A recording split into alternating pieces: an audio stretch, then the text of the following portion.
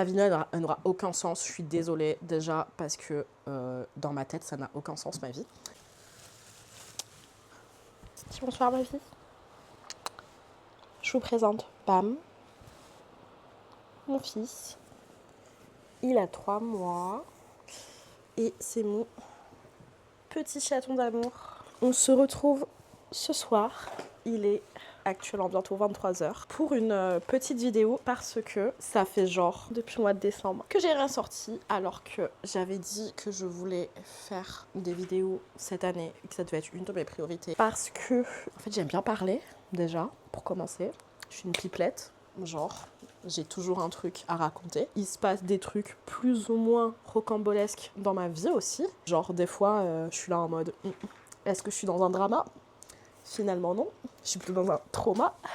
Et aussi parce que, en fait, pour mon taf ou pour mes prochains tafs, ma carrière, en fait, j'ai besoin d'avoir un peu des compétences dans du montage vidéo.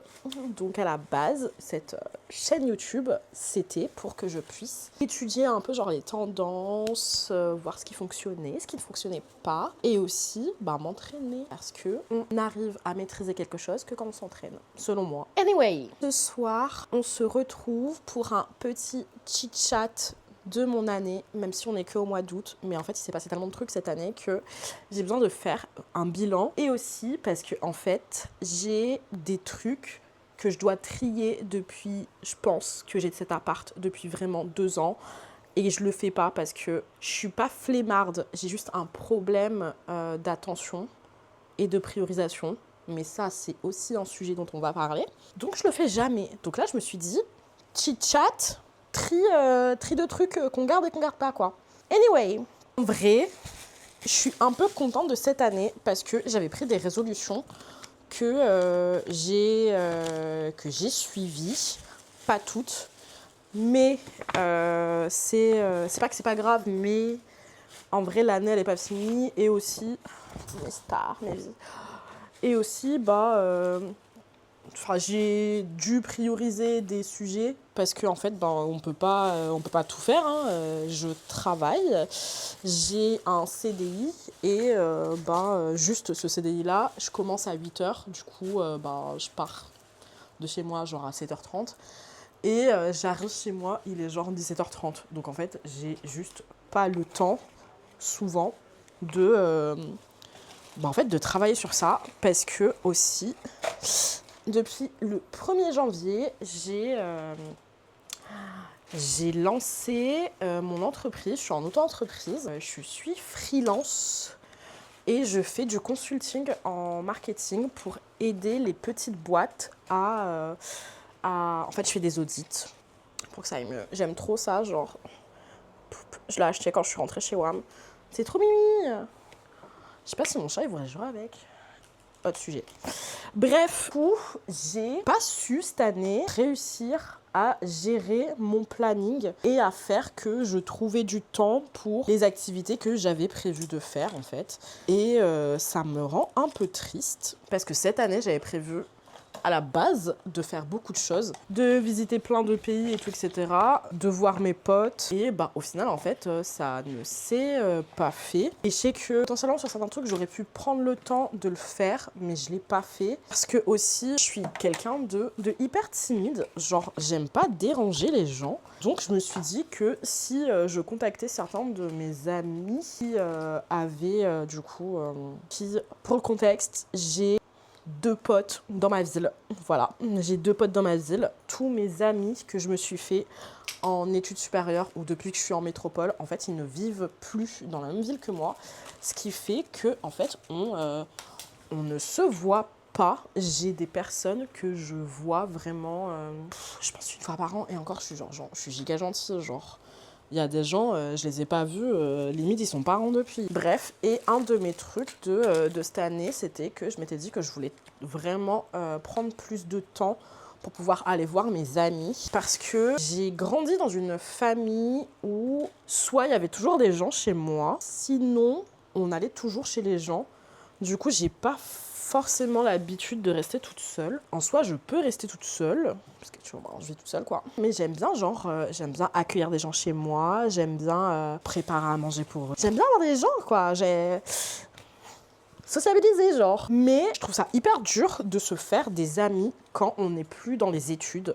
Et en fait, je me rends tellement compte que c'est tellement compliqué de se faire des amis quand on est adulte et qu'on fait rien. C'est-à-dire que moi, je suis hyper casanière, je suis beaucoup chez moi. Je sors très peu, très peu de chez moi parce que, en fait, j'aime bien visiter des trucs. J'aime bien genre aller au musée, aller dans des parcs et tout. Mais faire des musées toute seule, why not? Aller dans des parcs tous les jours toute seule, j'ai un peu la flemme, quoi. Après, le souci, c'est que j'habite à 1 heure de mon travail en transport. Ce qui fait que je passe 1 heure tous les soirs dans les transports.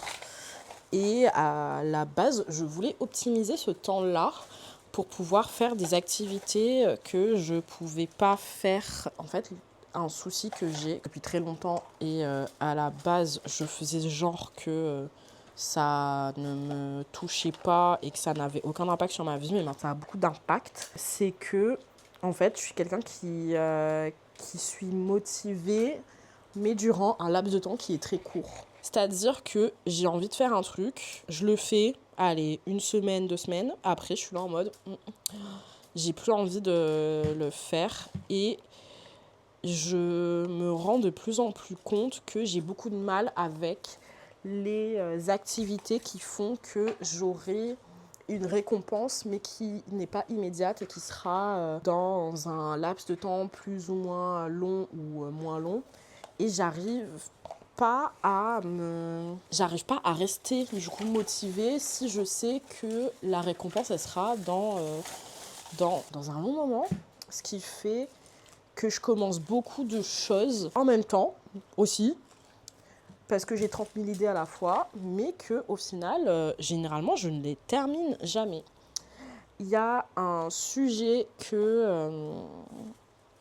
me trotte dans la tête. J'aimerais bien potentiellement plus tard aller travailler en Corée. Mais pour déménager à l'autre bout du monde, il faut de l'argent. Et je vis dans la France à Macron. Voilà. Et il faut aussi potentiellement que je parle la dite langue du pays. Donc, ce qui fait que je me suis inscrite du coup sur une application pour apprendre les langues. Et au bout de 31 heures de cours, j'ai passé mon TOPIK, qui est du coup l'examen de langue coréenne. Et j'ai validé mon niveau A1. Merci. Et depuis, plus rien. Voilà, depuis que j'ai validé mon A1 en octobre 2025, j'ai repris 0 cours. Ce qui fait que, en fait, mon niveau déjà, je pense qu'il est beaucoup moins bien que le niveau que j'avais à la base, sachant que j'avais que un A1. Donc, pour faire moins, c'est que je n'ai plus rien. Et aussi, c'est que, à la base, c'est censé être une priorité, ce sujet-là. Parce que si je veux déménager dans 3, 4 ou 5 ans, il faudrait que j'ai un bon niveau. Je pense que potentiellement un B2, ça peut être bien. Je pense en fin de B1, un B2.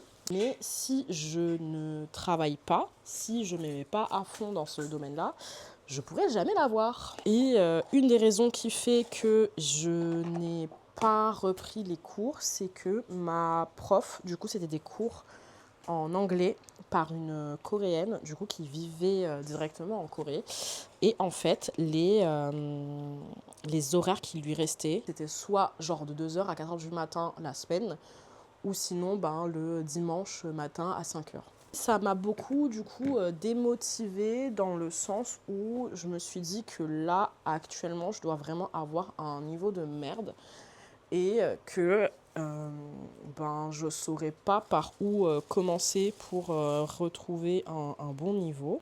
Donc, ce que j'ai fait, c'est que j'ai décidé de reprendre les cours, mais cette fois-ci, que ce soit pas à distance, que ce soit des cours en physique, et que du coup, ce soit fait dans une école, et que ce soit aussi pas des cours en individuel, mais des cours collectifs pour répondre à un autre souci que j'ai, c'est que j'ai plus de potes dans cette ville. Le but, c'est pas forcément que je me fasse des potes grâce à ce cours-là, mais qu'au moins j'ai des interactions sociales. En fait, j'en ai, hein, mais j'en ai avec genre mes collègues. Et la moyenne d'âge à mon travail, c'est 40 ans. Donc rien contre les gens de 40 ans, mais j'ai même pas 30 ans en fait. Donc ils ont des enfants, ils habitent pas dans ma ville, on n'a pas en fait les mêmes goals, donc on ne se voit jamais hors du travail. Ce qui fait que mon lieu de travail, c'est pas, ça se passe très bien, hein, tout se passe bien, j'y kiffe trop, on s'adore. Mais c'est ce qui fait que j'ai pas non plus d'amis là-bas. Donc le but de faire ces cours là à partir de septembre, c'est déjà d'être dans un environnement qui sera plus stimulant parce que je vais avoir cours une fois par semaine, le soir du coup en sortant du travail. Et le but, c'est que je sois stimulée et que j'arrive à rester motivée, justement parce que je suis plus toute seule et que en fait, je dois faire mes devoirs, je dois participer en cours, je dois interagir avec les autres personnes qui sont dans la classe. Donc pour pouvoir faire ça, il faut que je sois à jour dans les cours que ma prof elle va donner. Donc là, l'objectif, c'est que, je pense que potentiellement, c'est que je m'inscrive au topic de l'année prochaine, au mois d'avril ou au mois d'octobre, et que, en fait, je valide enfin ce niveau A2. Et pour ça, en fait, il faut vraiment que j'arrive à rester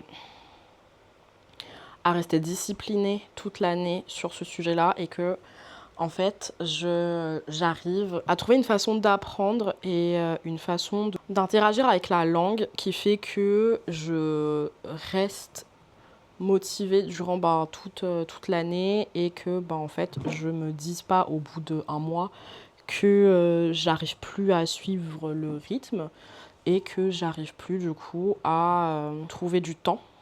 En soi, je sais très bien que je me trouve des excuses parce que ce n'est pas que j'arrive pas à le faire, c'est plus que je prends pas forcément le temps, ne serait-ce que 5 minutes par jour de le faire, parce que je me mets beaucoup de pression sur plein de sujets, et notamment sur celui-là. Et si j'arrive pas à avoir vraiment le temps que j'avais prévu dans ma tête alloué à cette activité-là, j'arrive pas à me lancer parce que je me dis en fait ça va être une perte de temps vu que je n'ai pas le temps que j'avais prévu pour le faire. C'est un des sujets que je veux travailler cette année et c'est beaucoup lié au fait que je pense avoir un trouble de l'attention et que j'aimerais bien me faire diagnostiquer, donc faire un suivi médical avec mon médecin traitant et des spécialistes à ce sujet-là. Parce que pas plus tard qu'il y a 20 minutes, j'étais en train de pleurer, vraiment gros sanglots, larmes. J'avais déjà fait ma skincare du soir, genre crème de nuit et tout, j'ai commencé à pleurer, ça a fait des traces. Parce que je me mets beaucoup de pression sur tous les sujets qui touchent à ma vie, ce qui fait que si ce n'est pas parfait, je ne tente pas parce que je sais que ça ne va pas être parfait. Donc je me braque énormément et que je me mets des bâtons dans les roues et que je me mets la pression pour que ce soit parfait, alors qu'il n'y a pas besoin que ce soit parfait. Ce qui fait que soit je commence beaucoup de choses que je ne termine pas, soit que je ne commence même pas, parce que je me dis que ça ne va pas fonctionner. Donc, le but, c'est que à travers ce diagnostic ou non, on puisse m'orienter en fait vers des spécialistes, parce que en fait, c'est un sujet qui me gâche la vie au quotidien. Ça se traduit par plusieurs choses, mais notamment le fait qu'aussi j'arrive pas à rester concentrée sur un sujet plus de, je dirais 45 minutes. En fait, au bout de 45 minutes, le sujet, il ne me plaît plus, donc il faut que je fasse autre chose parce que, vu que ça ne me crée plus de satisfaction, j'ai plus envie de le faire.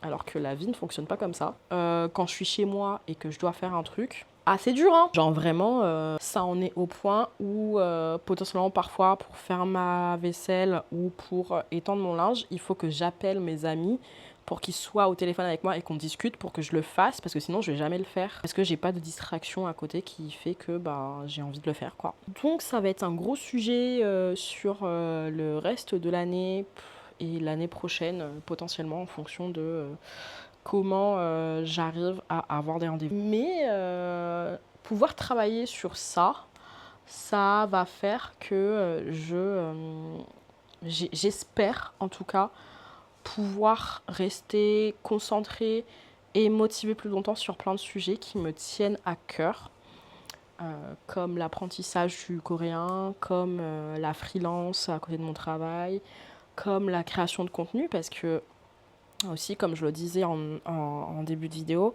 moi, créer du contenu, je veux le faire pour plusieurs choses, parce que